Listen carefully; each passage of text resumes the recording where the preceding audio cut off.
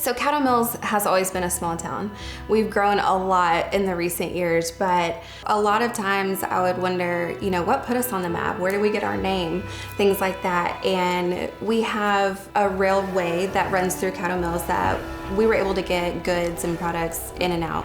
And so that's really what helped us get on the map.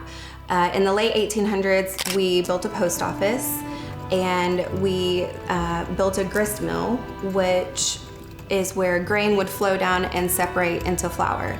And so the grist mill is kind of where Caddo Mills came from. And from there, we started to just build a town around those things. That was the first industry we had here. And, we had a post office, so we had communication going in and out, and we had railway access. So we had all of these big pivotal pieces of what a town needed to operate at the time. And so then in the early 1900s, we started to get a little fancy and we decided to build an Opry house. And it was a performance hall for traveling showmen to come in and out. And so at the time, can you imagine how just advanced that felt for the town to just go from just having one store, one post office, and one piece of industry to now you have a performance hall and you're having, we would travel an hour to go see a Broadway show in Dallas or to see a Cirque show. That was their entertainment, and how special that they had that in the early 1900s right here in their town. And I've heard several stories from people that are much older than me say how they had to walk into town with bricks on their feet because when it was muddy, their shoes would come off in the mud and there was no road. And so just the fact that we had the things that we had during that time was really advanced for that time.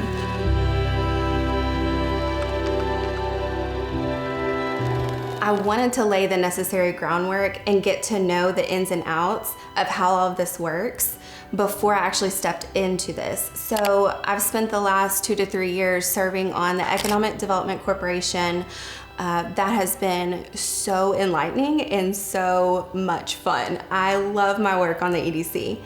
I have been able to be on the Planning and Zoning Board, which is just really kind of an incredible honor because you're looking at developers that are coming in, you're looking at businesses that are coming in, and you're looking at the future of the city and saying, is this the best fit for our city? My dad taught us, if you're passionate about something, do it with excellence. And make sure that you're not the loudest person in the room. Make sure that you're the listener and that you are not so quick to throw out your opinion or throw out what you know. He also taught us community starts at home. It starts in your family.